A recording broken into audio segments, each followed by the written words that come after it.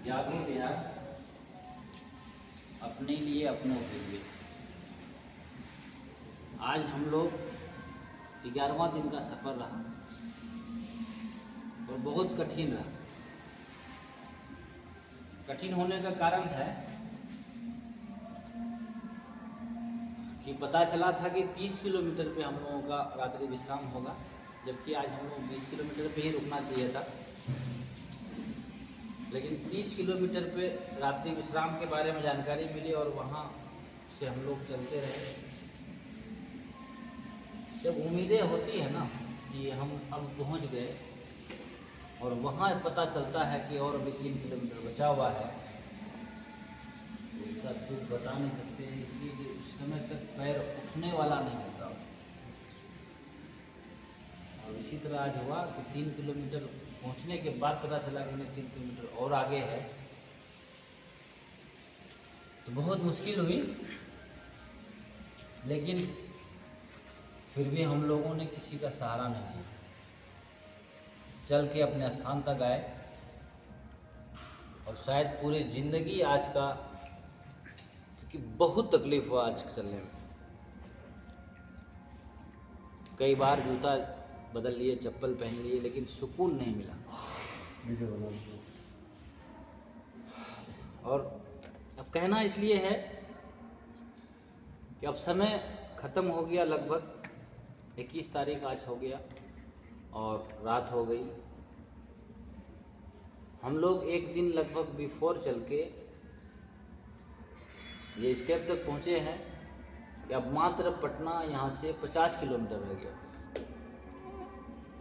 50 kilometre में 3 दिन है हमारे पास, 22, 23 और 24।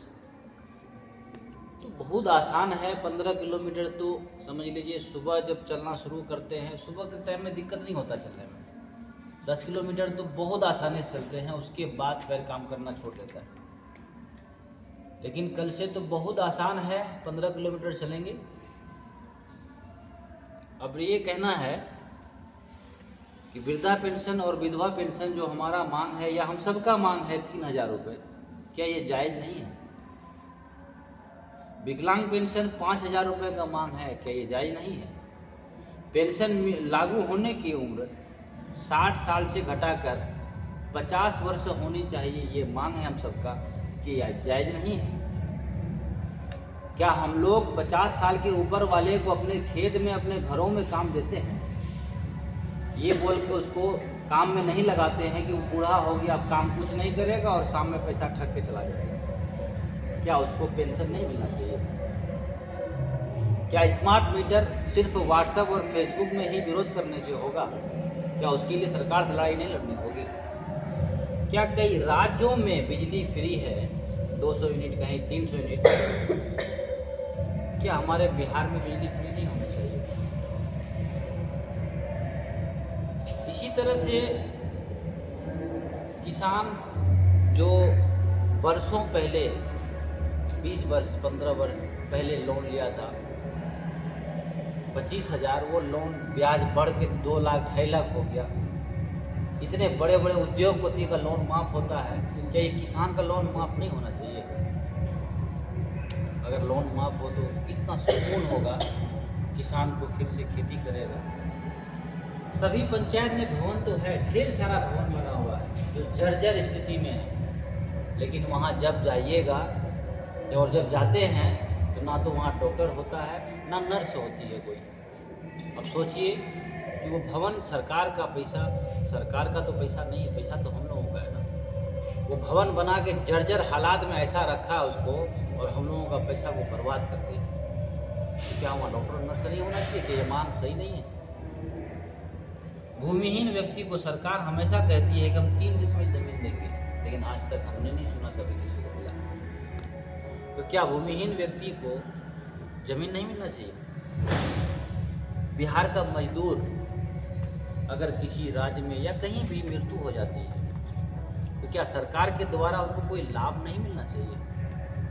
हम लोग आए दिन देखते हैं अपने पंचायत में, पंचायत से जो लोग बाहर हैदराबाद, दिल्ली, पंजाब, बहुत जगह जाता है और वहाँ काम करते क्रम में किसी दुर्घटना में उसका मृत्यु हो जाता है, तो वहाँ 4 से 5 लाख रुपए कंपनी किसी तरह से दे के और पन्नी में लपेट के उसको वहाँ से भेज देता है और हम लोग यहाँ दफन कफन करने के लिए बैठे रहते हैं। क्या उसको सरकार, जो बिहार सरकार है, जहाँ का लोग है वो, क्या यहाँ का लोगों को, उस मजदूर को, उसके परिवार को लाभ नहीं देना चाहिए? क्या ये मांग जायज़ नहीं है? शिक्षित बेरोजगार, क्या उसको बढ़िया से बढ़िया लोन देके वो अच्छा रोजगार नहीं करना चाहिए? या नहीं, जब तक लोन नहीं देते हैं उसको बेरोजगारी भत्ता दे दें, ताकि वो जो छुप छुप के ज़िंदगी जीता है ना, क्योंकि ग्रेजुएशन कर लिया है और घर में बैठा हुआ है, घर का ताना अलग मिलता है और उसको कोई काम, कोई जॉब नहीं मिलता है। क्या ये मांग जायज़ नहीं है? और 11वां मांग है हमारा, कोई भी राजनीतिक दल मंच पे खड़ा होता है और वहाँ भाषण देता है कि हमारी सरकार बनी तो हम ये कर देंगे, हम वो कर देंगे, न जाने बहुत सारी वादा है। यही तो बिजली का कई बार वादा हो चुका, कई बार इसका लोन माफ़ी का वादा हो चुका, लेकिन सरकार बनती है लोन माफ़ नहीं। क्या ये लोन माफ़ नहीं होना चाहिए? क्या ये सरकार जो है झूठ बोलती रहेगी? अब बताइए कि ये घोषणा जो करती है, लिखित में भी हो या मौखिक में भी हो, सरकार बनने के बाद वो काम नहीं करता। तो मेरा मांग है कि सरकार, चाहे जो भी पार्टी चुनाव के समय घोषणा करता हो, चाहे वो जैसे भी मैनिफेस्टो के द्वारा, लिखित के द्वारा, घोषणा पत्र के नाम पे, चाहे जिस नाम पे हो, या वो किसी मंच पर घोषणा करता हो, सारी बातें लिख कर दे और सरकार बनने पर वो लागू हो। और लागू नहीं होने की स्थिति में उसके विरुद्ध क्या कानूनी कार्रवाई होना चाहिए? क्या लोगों को लोभ लालच दे के वोट लेके वो सरकार बना लेती है और काम नहीं करने पर उसके ऊपर भी तो कोई कानून होना चाहिए? क्या उसको जेल नहीं होना चाहिए? क्या उसके ऊपर कोई सज़ा नहीं होना चाहिए? कि पूरे आम आवाम को ठग कर वोट लेकर सरकार बनाता है और चुपचाप फिर बैठ जाता है। तो ये सारी मांग है हमारा, क्या ये सारी मांग जायज़ नहीं है? अगर जायज़ है तो अब समय मात्र 2 दिन बचा है, जग जाइए, जगा दीजिए। जितने भी पब्लिक जुड़े हुए हैं, चाहे जिस माध्यम से भी हो हमारी बात आप तक पहुंच रही है, वो सब लोग जाएं अपने जनप्रतिनिधि को, चाहे वो वार्ड पंच हो, वार्ड सदस्य हो, या मुखिया हो, सरपंच हो, समिति हो, जिला पार्षद हो, या विधायक हो, जिसको आप वोट देते हैं या जिसको आने वाले इलेक्शन में देने का नियत बना के रखे हैं, उनको बोलिए और वो आए, उसको भेजिए पटना की हमारी मांग है और हमारी लड़ाई के लिए लोग वहाँ पैदल जा रहा है और आप लोग घर में बैठ के क्या कर रहे हैं? आप लोग भी जाएं और इस लड़ाई में शामिल हों। धरना पर मजबूती से लोग जुटे वहाँ पर, ताकि सरकार झुके और ये सारी मांगों को माने सरकार। आज हम लोग 18 से 20 आदमी का टीम, लगभग 11 दिन रात, हमारा 12वां रात है ये, लगभग हम लोग 18 से 20 आदमी, जिसमें हमारा खाना बनाने वाला 3 आदमी है, टेंट लगाने वाला आदमी है, ड्राइवर है, उसके बाद सारे लोग, इतने लोग हैं यहाँ पर। कितनी मुसीबत, कितनी परेशानी और ऐसे ऐसे जगह पर रात बिताया। आखिर क्या लालच है लोगों को? बस एक जुनून है, एक तमन्ना है कि आज हम लोग लड़ाई लड़के, ये 11 मांगों में अगर एक मांग भी पूरी हो जाती है तो हमारा सारा थकावट दूर हो जाएगा। लेकिन बैठ के देखने वाले को उस समय लगेगा काश हम भी जाते तो हमारी भी और मिलके 5 मांगे पूरी होती। तो आज भी वक्त है कि कल पछताना नहीं पड़े। और मैं खुले बात बोल देना चाहता हूँ, जितने भी जनप्रतिनिधि हैं उनको पब्लिक देख रही है, क्योंकि सोशल मीडिया का ज़माना है, कोई छुप के नहीं रह सकता।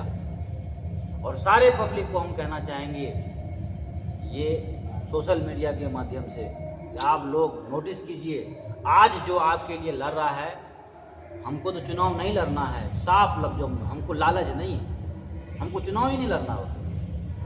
बस आज हम वर्तमान में, हमारी पत्नी मुखिया है, मुझे दर्द है, हम लोगों के पास गए, लोगों का दुख दर्द को देखे, उसका दर्द को लेके हम चले, हमको लालच नहीं है। लेकिन जो जनप्रतिनिधि आगे बनना चाह रहे हैं, जिनको बनना है, वो सब आ जाए, वरना ये पब्लिक बैठ के देख रही है। सारे पब्लिक उनसे चुनाव के समय पूछिएगा कि आप क्या हमारी लड़ाई में पटना गए थे? अगर हाँ गए थे तो बोलिएगा फोटो दिखाओ, वहाँ का वीडियो दिखाओ, और अगर वो वीडियो फोटो दिखाए तो जो भी फैसला हो आपके मन में ले सकते हैं। अगर वो फोटो वीडियो नहीं दिखाया तो उसको बोलिएगा आपको कोई अधिकार नहीं है समाज सेवक लिखने का, जुझारू लिखने का, कर्मठ लिखाने का, सुशील लिखाने का कोई अधिकार नहीं है आपको। तो आज वक्त 2 दिन और बचा हुआ है, अभी भी वक्त है, जागिए सब लोग, वरना पब्लिक कल को हिसाब मांगेगा आप सबसे। और जो नहीं मांगेगा, हम लोग इस दर्द को लेकर चल रहे हैं, हम लोग उन लोगों को बोलेंगे। आप लोग पूछिए उन जनप्रतिनिधि से जो चुनाव के समय पैजामा पहन के चले आते हैं और बोलते हैं हम समाज सेवक हैं, हम गरीबों के हमदर्द हैं। ये सारा झूठ है। अगर वो नहीं आता समझ लीजिए वो मक्कार है, वो झूठ है, वो आपका समाज सेवक कभी नहीं हो सकता। वो वक्त का यार है और वोट लेके चला जाता है। इसलिए आप सभी से दरखास्त है कि सब लोग जाइए, कल परसों 2 दिन का समय बचा हुआ है, जगाइए उन सबों को और सबको जगा के भेजिए, ताकि हम लोग बहुत मजबूती से धरना पर बैठे और सरकार को झुका के छोड़ेंगे। इसी के साथ